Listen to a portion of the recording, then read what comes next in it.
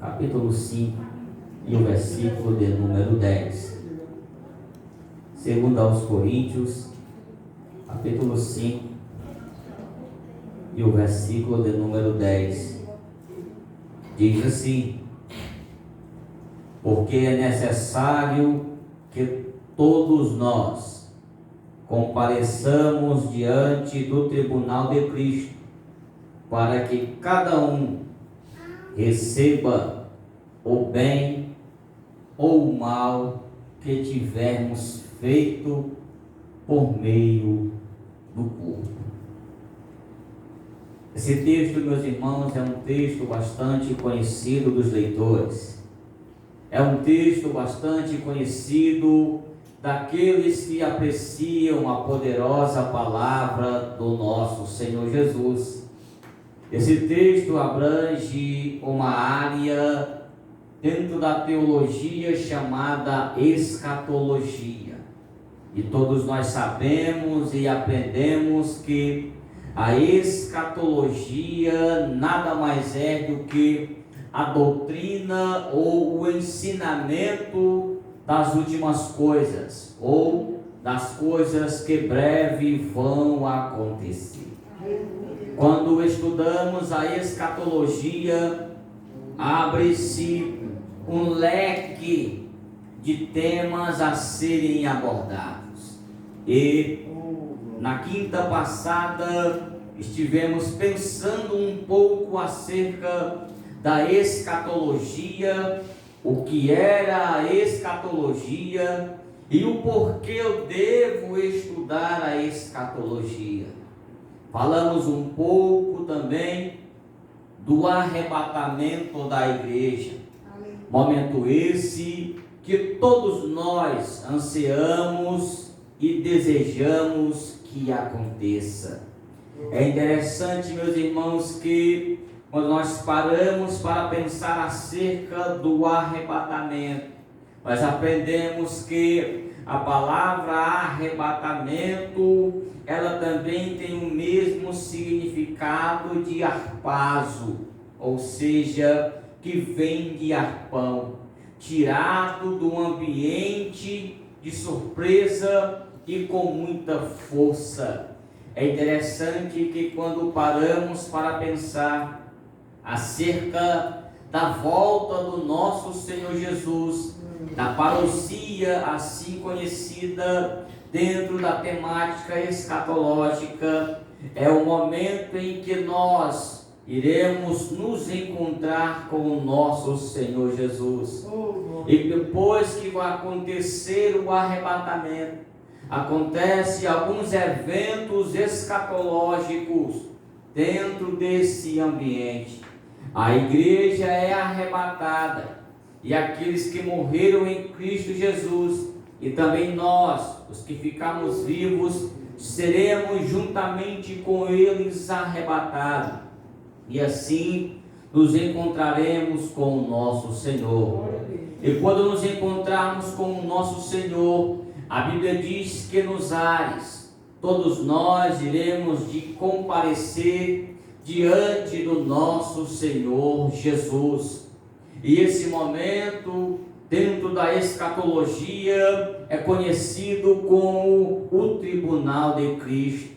É bem verdade que vale a pena lembrar aos irmãos que tribunal de Cristo é diferente do tribunal ou do trono branco. Tribunal de Cristo não é um tribunal para condenação.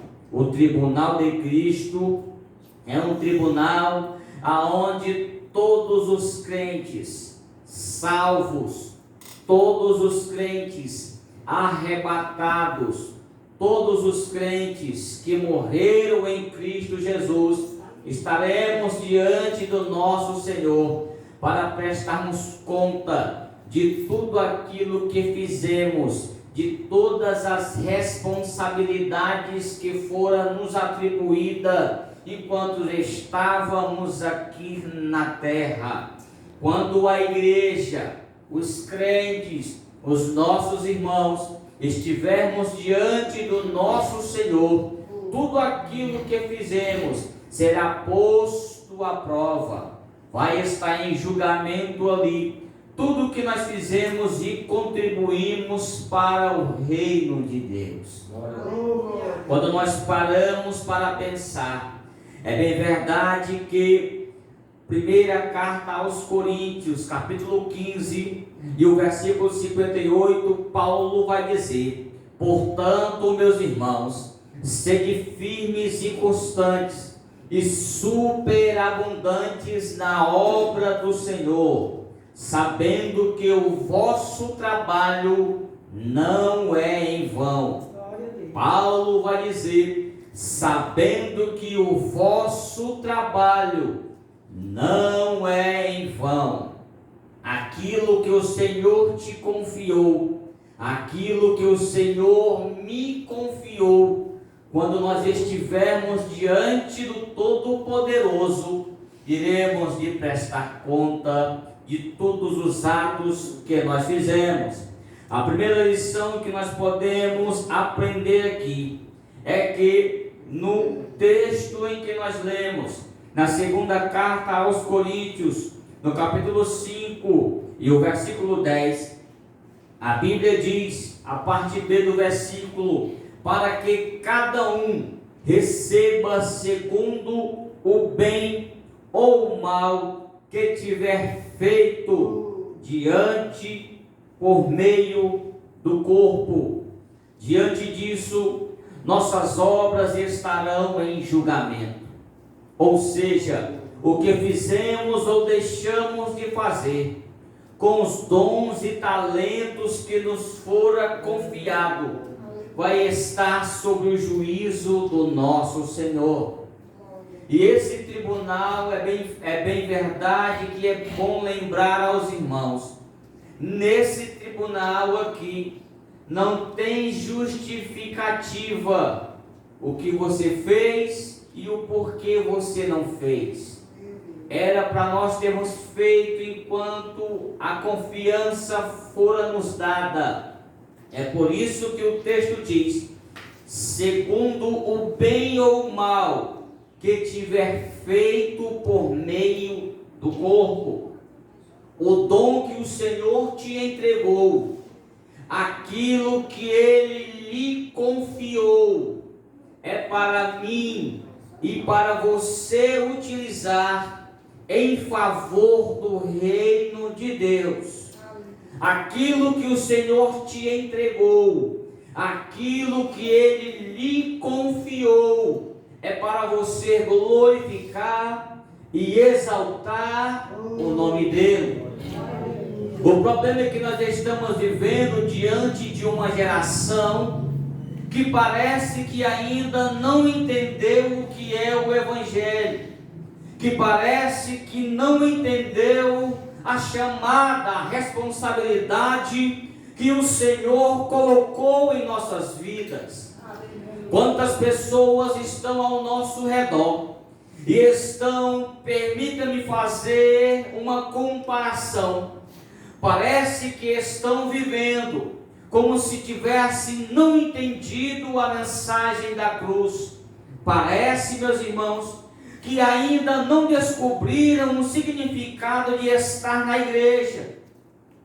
Parece um espanto. Mas se você for perguntar para alguns irmãos, dentro da igreja brasileira do século que nós estamos vivendo, muitos vão dizer que não sabem o dom que Deus lhe entregou. Está há 50 anos na igreja, 40 anos fazendo parte do corpo de obreiro, e ainda não sabe o dom que o Senhor lhe entregou. Parece, meus irmãos, que a ficha ainda não caiu. A responsabilidade de pregar o Evangelho é minha. A responsabilidade de pregar o Evangelho é sua. A responsabilidade de pregar o Evangelho é nossa. E o trabalho de salvar, curar e libertar é dele. E o nome dele vai ser exaltado por conta disso. 1 Pedro capítulo 4, versículo 10. A Bíblia vai dizer: sirva uns aos outros, cada um conforme o dom que recebeu, conforme encarregados de administrar a multiforma ou a multiforme graça de Deus. Sirvam uns aos outros. Sirva uns aos outros, conforme aquilo que lhe fora e entregue. O problema é que muitos não sabem como servir. O problema é que muitos não querem servir. O problema é que nós vivemos em uma geração que quer ser servida, que mais não entende o prestar serviço a Deus. A palavra, meus irmãos, é bastante clara que Pedro diz: sirva uns aos outros. Aquilo que o Senhor me confiou, aquilo que o Senhor te confiou, tem uma finalidade, é para servirmos, para ajudarmos uns aos outros nesta caminhada cristã. Aquilo que o Senhor nos confiou, devemos usar em benefício do seu reino, o que Ele tem lhe confiado, o que nós temos feito em favor do reino de Deus. Paulo vai escrever aos Coríntios, na primeira carta em que nós lemos, do capítulo 3, a partir do versículo 11, Paulo vai ser bastante preciso naquilo que ele vai dizer. Paulo vai trazer alguns materiais em que nós estamos construindo sobre o fundamento que é Jesus Cristo.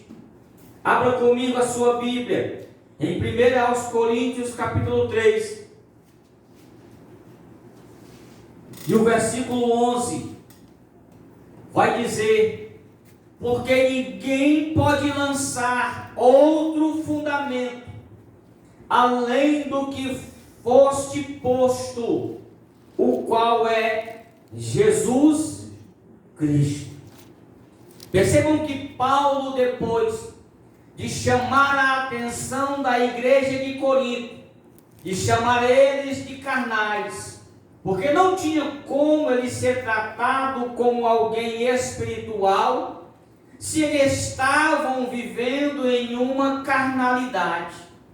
Paulo, escrevendo aos Coríntios, ele vai dizer no capítulo 3 e versículo 3: porque vocês ainda são carnais, porque há ciúmes e brigas entre vocês. Será que isso não mostra que são carnais e andam segundo os padrões humanos? Paulo vai chamar eles de carnais porque estava havendo uma divisão dentro da igreja de Corinto. Mas na sequência dos versículos ele vai dizer: porque ninguém pode lançar outro fundamento além do que fora posto, o qual é Jesus Cristo. E se o que alguém edificar sobre o fundamento, aí ele vai dizer pelo menos 6 elementos que é exposto para nós, 6 elementos que é entregue para nós. E a pergunta é: o qual tipo de material que eu estou utilizando para construir algo em favor do reino de Deus? Que material você está utilizando para construir algo em favor do reino de Deus? Paulo vai dizer: ouro, prata, pedras preciosas, madeira, feno ou palha. Ele continua dizendo: a obra de cada um se tornará manifesta, pois o dia a demonstrará. E que dia é esse? Esse dia aqui é o dia do tribunal de Cristo. É o dia onde nós iremos prestar conta com o nosso Senhor.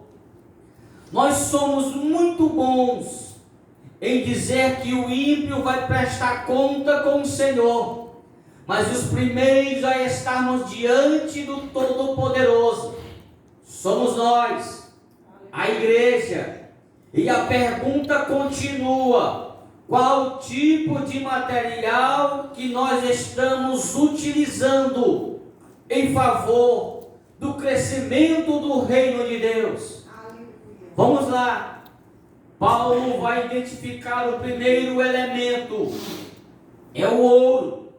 E quando Paulo fala em ouro, são as benfeitorias que os crentes fizeram ou fazem para a glória de Deus.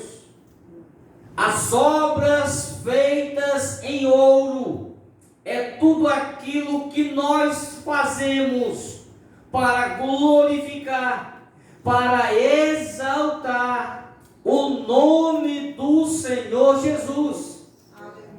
1 Coríntios capítulo 10 e o versículo 31, a Bíblia diz: portanto, se vocês comem, ou bebem, ou fazem qualquer outra coisa, façam para a glória de Deus.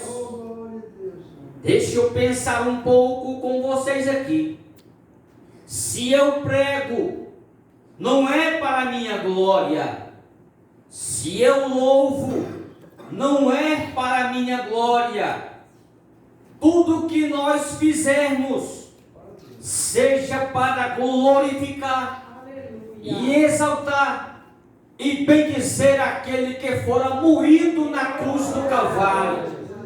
Não é porque você prega bem, não é porque você louva bem, não é porque você tem uma boa oratória que vai se achar que é alguma coisa, porque a glória é dele, o poder é dele e ele dá a qualquer um para glorificar e exaltar o nome do Senhor Jesus.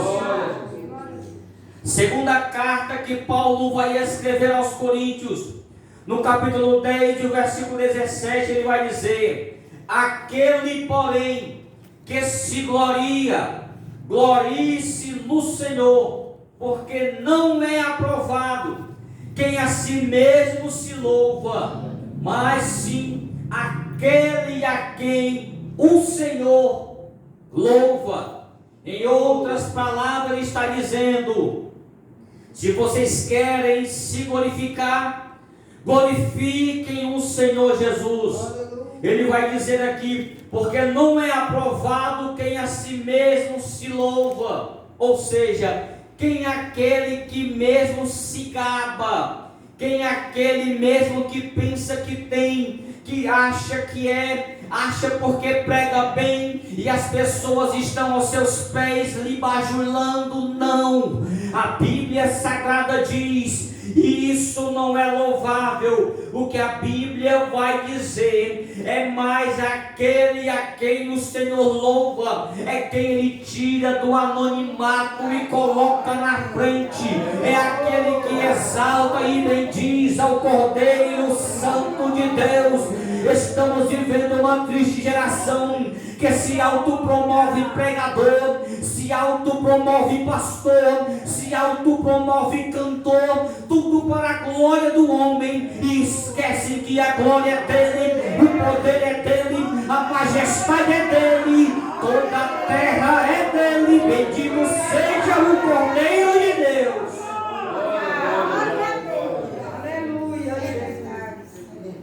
Não é porque sabemos nos portar diante do público que somos alguma coisa.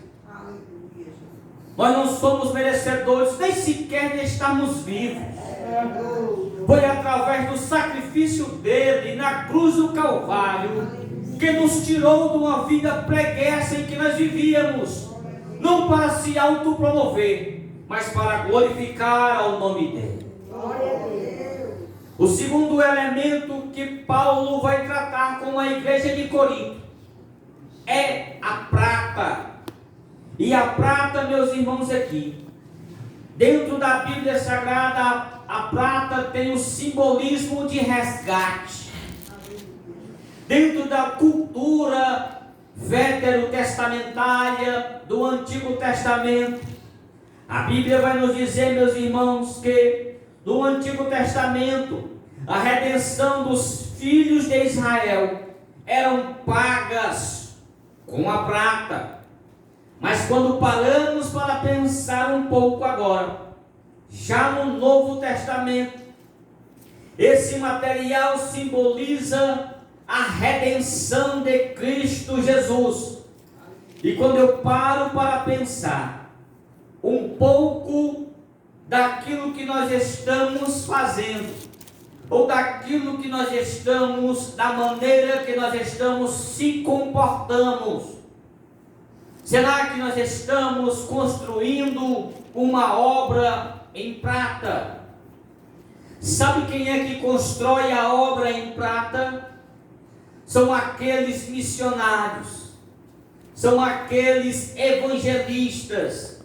E quando eu falo de evangelistas, eu não falo de carteirinha de igreja, eu falo daqueles senhores, eu falo daquelas senhoras que deixam o aconchego do seu lar e vai para os terminais pregarem a palavra de Deus.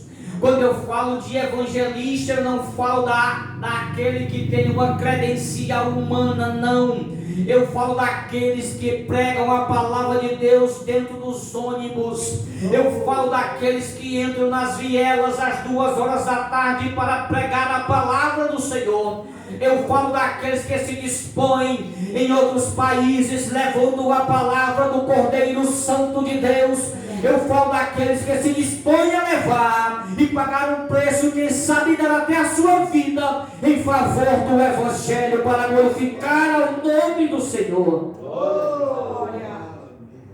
1 Pedro capítulo 1 e o versículo 18 diz: sabendo que não foi mediante a coisas perecíveis como prata ou ouro que vocês foram resgatados da vida inútil que os pais lhe legaram, mas pelo precioso sangue de Cristo, como de um cordeiro sem defeito e sem mácula. Será que dava para pensar um pouco que tipo de material nós estamos utilizando? Será que dá para pensar um pouco que tipo de material está sendo utilizado por nós? Paulo agora vai identificar outro material. Paulo vai identificar este material agora como pedras preciosas. Nós falamos que o ouro, aqueles que constroem, que fazem a obra do Senhor Jesus com materiais de ouro, é para glorificar ao nome dele. Aqueles que fazem a obra em materiais de prata são aqueles evangelistas, são aqueles missionários que se dispõem em pregar o Evangelho, independente do tempo, independente da situação em que ele esteja a viver. É para exaltar e bendizer ao Cordeiro de Deus. A Bíblia Sagrada vai dizer sobre pedras preciosas. As pedras preciosas parecem ser um símbolo do fruto do Espírito. A vida do cristão, na qual é evidenciada por meio do seu testemunho de suas obras de amor, bondade e generosidade. Mateus capítulo 10 e o versículo 41, a Bíblia diz: quem recebe um justo no caráter de justo, receberá a recompensa do justo. E quem der de beber ainda, que seja um copo de água fria a um destes pequeninos, por estes serem meu discípulo, em verdade lhe digo, que de maneira nenhuma perderá a sua recompensa.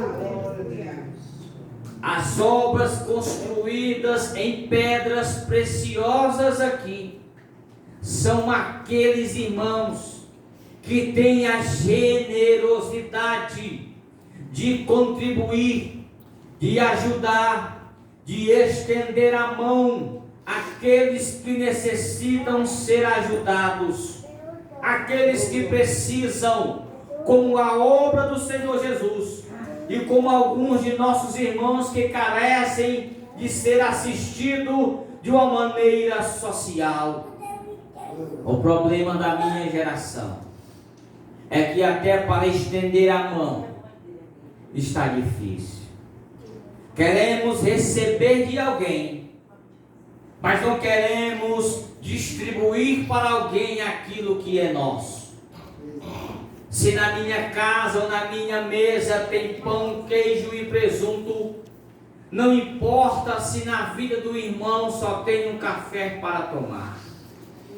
Nós precisamos viver e voltar a esta generosidade, a essa irmandade, a esse cristianismo puro e simples de servirmos uns aos outros. Mas eu fico muito preocupado, meus irmãos, com os crentes, com nós, que construímos algo, a obra do Senhor, ou que tratamos o reino de Deus de qualquer maneira. Porque Paulo vai dizer agora 3 elementos que também serão provados no fogo. Se a prata, o ouro e a pedra preciosa é resistente ao fogo, a Bíblia diz que eles serão galardoados. Mas Paulo vai dizer outra classe, e essa classe me preocupa muito. E todas as vezes que eu me paro a pensar nesse texto, eu fico a me perguntar e a me cobrar a mim mesmo: que material eu estou utilizando em favor do reino de Deus? Paulo vai dizer agora: a madeira, o feno e a palha.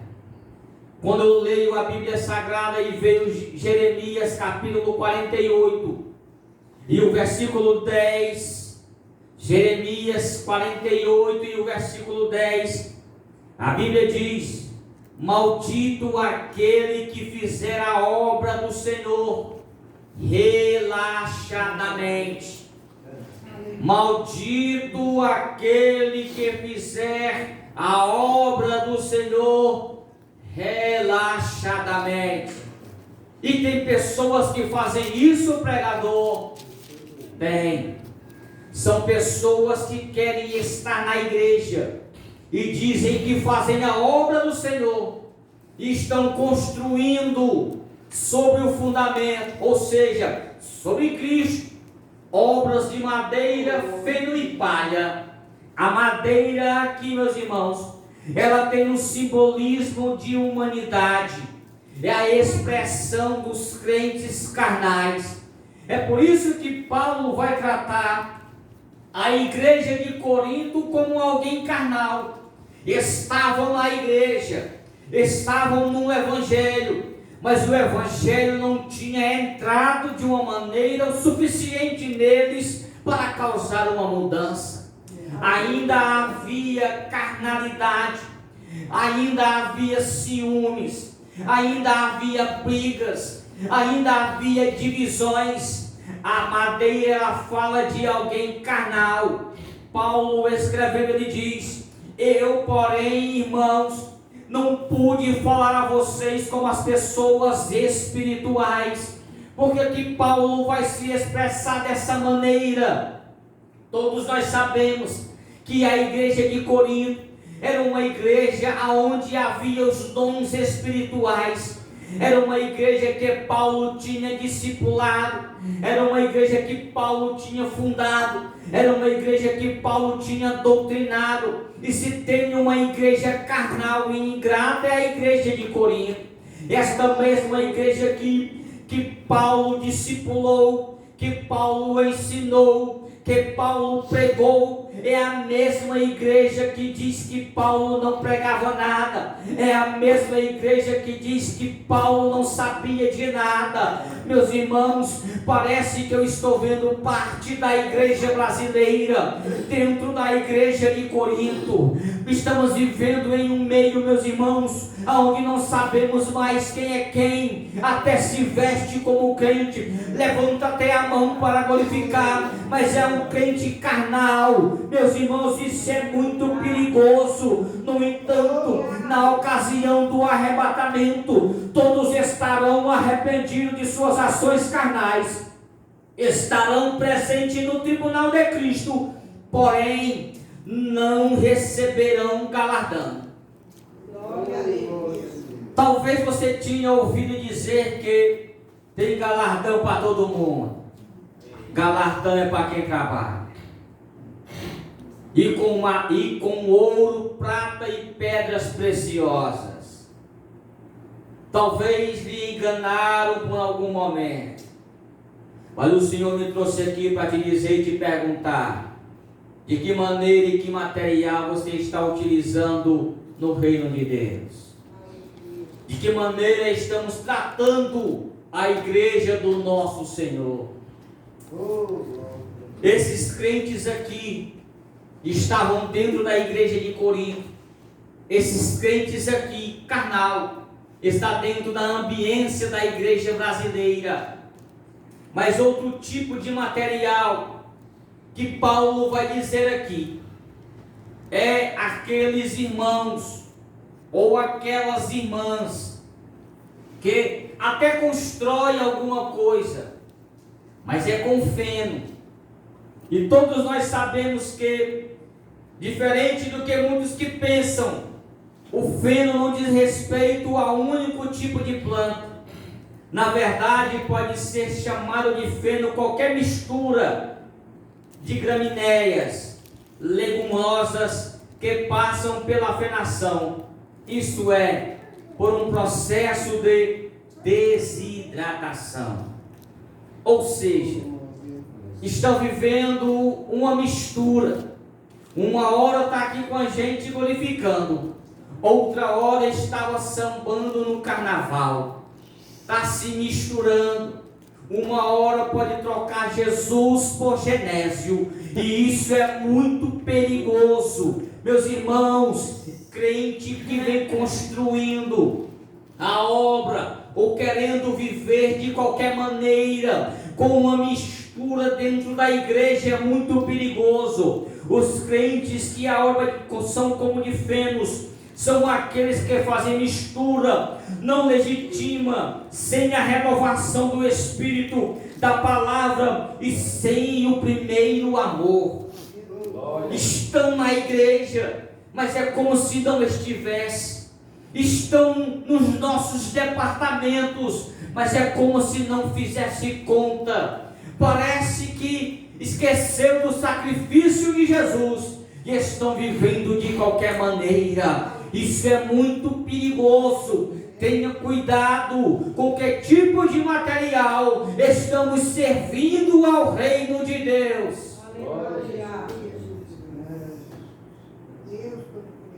Isaías capítulo 15 e o versículo 6, a Bíblia diz: porque as águas de Nimri desapareceram, seca-se o pasto, acaba-se o capim, e não há mais nada que esteja verde. Um ambiente que tinha vida, um ambiente que tinha alimento, agora não tem mais. Sabe aquelas pessoas que um dia louvavam? Sabe aquelas pessoas que um dia pregavam de uma maneira fervorosa? Hoje você olha para ela e elas perderam o primeiro amor. Há quem diga que nós somos a igreja de Éfeso, e na verdade nós somos.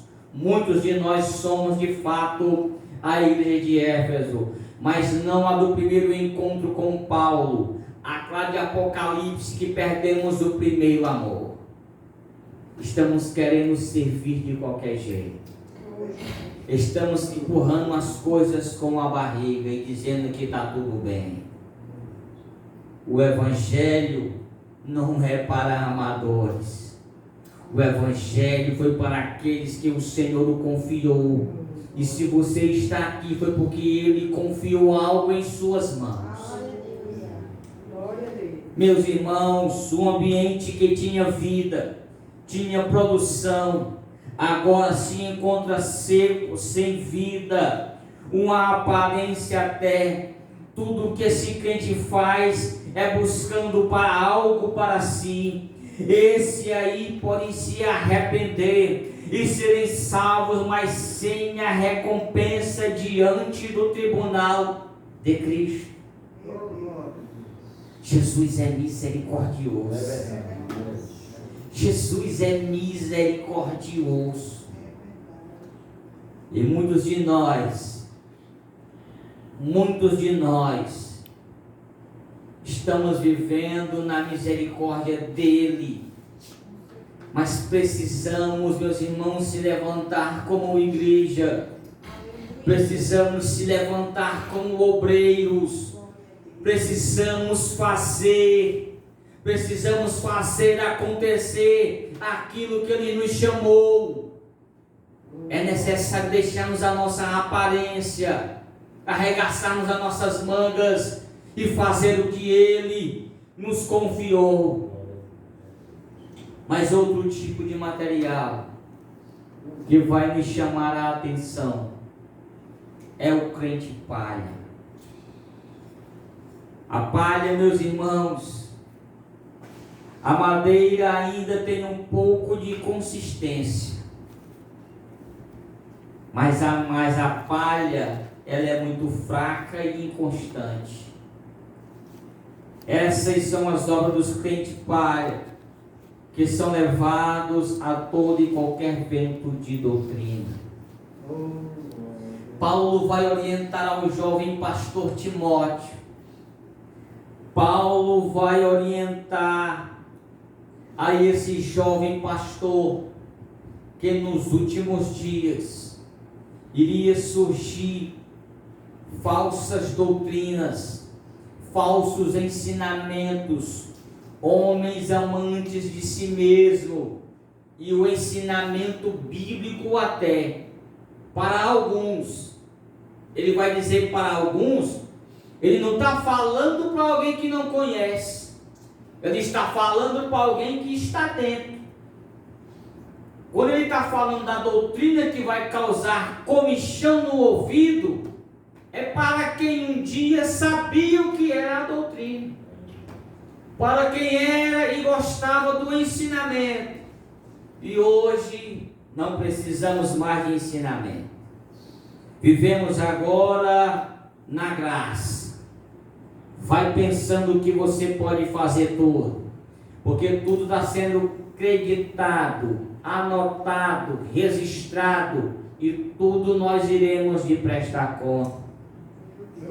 Efésios capítulo 4, verso 14 vai dizer: para que não sejais mais como crianças, arrastados pelas ondas e levados ao qualquer vento de doutrina, pelas artimanhas das pessoas, pelas astúcias que induzem ao erro, mas segundo a verdade em amor. Cresçamos em tudo naquele que é a cabeça, o Cristo. Esse é o conselho que ele vai dar aos irmãos em Éfeso.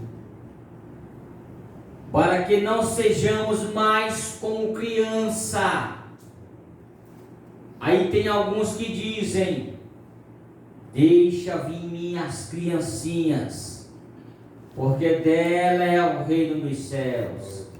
Palavras de Jesus. É bem verdade que o nosso mestre diz isso. Mas quando Paulo pega esse texto em Efésios aqui e diz: para que não sejais mais como criança, Paulo está querendo dizer que nós precisamos nos comportar como adultos espirituais, entendermos a repreensão do Senhor. A palavra de Deus, a Bíblia Sagrada, serve para nos conduzir para o céu. Toda palavra é divinamente inspirada por Deus, está apta para corrigir, redarguir. A palavra de Deus é o caminho que vai te levar para o céu.